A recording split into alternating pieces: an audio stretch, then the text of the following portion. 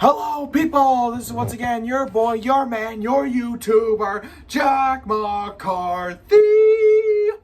And today I'm reacting to the latest Mr. Nightmare video that came out less than a week ago. 3 true baby monitor horror stories. Baby monitors are something that adults spy on with their kids to make sure that nothing bad happens to them, make sure they're asleep or something like that.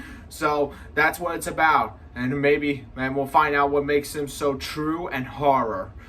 Before I begin, don't forget to click to subscribe to my channel and click that like button so you never, ever, ever, ever, ever miss out on any updates. And make sure you also check out my last video, the reaction to the first tournament in 100 days. That was by Justin Bone, where he finally bowled in a tournament after a long time because of the cough. Make sure you also check that one out too. Alright, that's about it. Let me just do some double checking. Brightness, check. Volume, check. And let the show begin. Ah, damn it. I hate ads. Sorry, everyone. There we go. That'll do.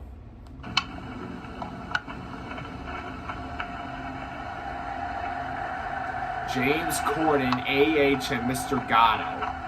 Huh. Oh, I love to see what happens here. What you're about to hear is the scariest thing I'd ever experienced. My sister and her husband were going away to Hawaii for a week. So since I'm the second oldest, she asked me to watch my 2-year-old nephew Sean for the duration. 2 was a tricky age for me because Sean was still in diapers at the time. Yeah. And changing diapers was the last thing I'd ever want to be doing. Yeah. Still, family is family, and I had to return a favor to them anyway. I was sleeping in the guest bedroom upstairs for the duration, and by the 3rd day, I had everything down to a rhythm. Wake up, feed him, do my work in the living room while supervising him as he played, feeding him again, then putting him to bed. Well, that's good. My sister has a high-tech baby monitor that connects to a touchscreen tablet. Cool. It records sound and video from above Sean's crib and feeds it to the tablet. I would keep that by my side while he slept, no matter where I was. The living room, the bedroom, anywhere. Good call. Midday most of the time he'd get sleepy and I'd bring him to his crib to take a nap. By like the 4th day, Sean was taking a nap, so I was in the backyard sitting at my sister's outdoor bar on my laptop. I had the baby monitor placed on the bar, so I was able to easily hear Sean start to laugh at something. Huh. I checked the tablet, and I saw him standing in his crib, so I guessed it was time to take him out. Maybe. I went up to his room and grabbed him to bring him outside in the yard with me, where he drove around in his little electric toy car. Aww. For basically the rest of the day, I just watched Sean play with his toys while I would either be doing work on my laptop or just watching something on TV. Shortly after dinner time, I changed him one last time and put him into his crib. Good call. Better safe than sorry. An hour or so passed, and there really wasn't much else for me to do. I wasn't interested in anything playing on TV. So I went upstairs to the guest bedroom to put an end to the night. Laying in bed in the dark, the room suddenly lit up from the tablet on the bedside table. I heard Sean laughing again. The tablet would light up if any significant amount of motion or sound was detected. I was comfortable in my position. I didn't really want to move. But when the screen suddenly went dark, yet I could still hear Sean's laughs, I got confused. I picked up the tablet, and all I saw was black. Yet, in a way, it seemed as though the screen was still on. I heard Sean say the word "yeah" as he continued laughing. Something wasn't right. Yeah. I set the tablet down and began walking to Sean's room, calling his name as I was on my way. I got to his room, and he was standing in his crib. I asked him why he was awake and who he was talking to. He then tried reaching for something atop the crib, but his short arms couldn't reach it. It seemed he was going for the camera for the baby monitor. So I pointed at it and said, "Camera?" And he replied, "Yeah." Huh. I picked him up to give him a little lift to see what he was trying to do with the camera. And as I lifted him, he used his little thumb to cover the camera lens. My heart sank as I put the pieces together. What? The reason the tablet went dark was because it was being covered by someone, but I knew it wasn't Sean based on the fact that he couldn't reach it. Oh no, someone's in the house. Is someone in here? I asked him, and in response he pointed to the closet. picked him up and ran outside to the neighbor's house, pounding on the door, screaming for help. An elderly woman answered, and she let me call the police with her phone. Oh, thank God. She was already clearly close with Sean, and because of that, she seemed a lot more comforting. Well, that's good. Police showed up and said when they checked the upstairs closet, it was open, but no one was inside. The fact that it was open alone says everything. Someone was in Sean's closet that night. Yeah. They must have made an escape when I took Sean and ran. Yeah, of course. That's what The they officers do. told me to stay at someone else's place for the night, and the elderly woman next door allowed us to sleep there. The next few nights after that, I watched Sean at my apartment. My sister and her husband cut the trip short, of course, after hearing the news. Yeah, good call. Story number 2. Well, hang on. Alright, continue. I was a 10-year-old diabetic who lived on the second-story floor. My parents lived on the first floor. That night, my dad was watching a scary movie about aliens. The aliens took over the world and were controlling people with their minds. I was unable to sleep in the room that I shared with my sister that night, so instead I slept on the first-story floor with my parents. At that time, my parents were using a baby monitor to make sure I didn't need any help in the middle of the night to take care of my diabetes. Late that night, as my parents and I fell asleep, I heard my mother's voice over the baby monitor. She said, "Amanda, honey, come give me a kiss. I'm going to work." In a confused daze, I looked outside to see it was pitch black. That's weird, I go to myself. Isn't it too late for my mom to be going to work? Yeah. I rubbed the sleep out of my eyes Sorry, as I made ignore my that. way upstairs.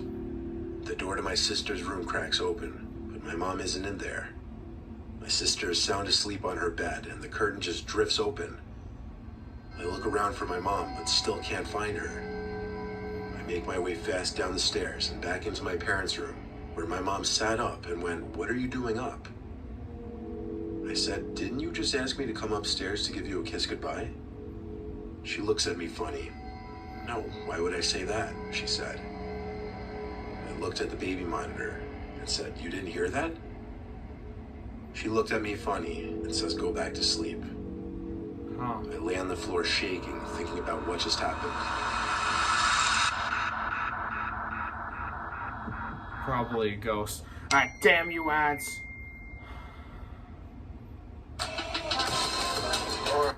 Just ignore that. That's just a message thing.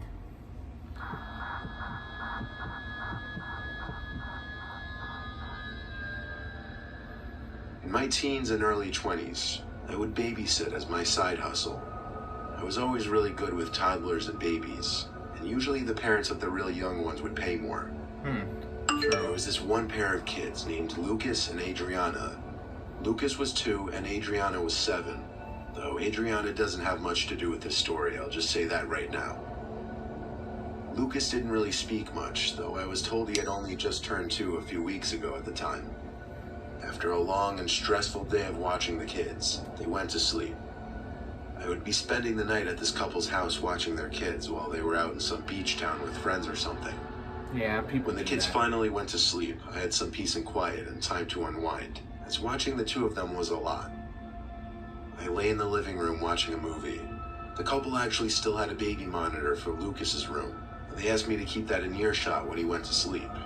Good call. I left it on the coffee table in the living room. Eventually, I ended up on a FaceTime call with my friend, and that ate away so much time that by the end of it, it was past 12. I went to sleep after I'm that. on long call Actually, I sometimes. fell asleep pretty easily. The next thing I remember was the dream. What freak? Freaky, disturbing, messed up dream. Everyone knows dreams can be weird and grainy, so I can't describe verbatim what happened in this dream. But the best I can remember, I somehow had lost the baby monitor and Lucas was missing. After searching through this weird dream version of the couple's house, I found the baby monitor under the bed, and on the screen was Lucas's dead body. And upon seeing that, a deep voice kept saying, "This was your fault." I must have heard it like 3 times before I suddenly woke up. After realizing it was just a dream, I remembered the baby monitor. I left it on the coffee table downstairs. But before going down to get it, I figured I'd check Lucas's room first since it was closer anyway. Yeah. And I saw he was fast asleep. Oh, thank God. After that, I went downstairs to get the device and went back up to the room I was staying in. I went back to sleep, but once again, I woke up sometime later. But this time, I woke up to the little monitor device beeping and the red light flashing. I picked it up, and on the screen was Lucas standing up looking directly into the camera. Not smiling or laughing, just looking dead set into the camera, his eyes glowing in the night vision. The way he was looking freaked me out. It was a cause for concern, so I rushed over to his room. But when I got to his room, he was fast asleep, laying on his back. I said his name a few times and lightly shook him, but he didn't wake up. I looked around the room, scared, feeling like there was another presence in there with us. I checked the closet and looked under the crib. No one. I went back to the other bedroom and looked at the monitor again, and it showed Lucas laying flat in his crib. I turned it off for the night, but I didn't sleep as easily after that. To this day, I still don't understand that dream I had, or if it was some kind of warning, and I don't know what exactly I was seeing on that baby monitor screen. I just don't know what to believe was actually real. God, that must have sounded scary. I mean, it gave me chills. I mean, my spine was literally crawling. Anyway, I hope you guys like this video. Don't forget to subscribe to this channel. Click the little bell so you never, ever, ever, ever, ever miss out on any updates. And make sure you like this video so you can rewatch it over and over and over again. And make sure you also check out Mr. Nightmare right here. Here, his videos are pretty cool and a little bit scary. But hey, that's the thing about Mr. Nightmare. He always tells scary videos and it really just, gives you the creeps. All right, Jack McCarthy signing off. Bye.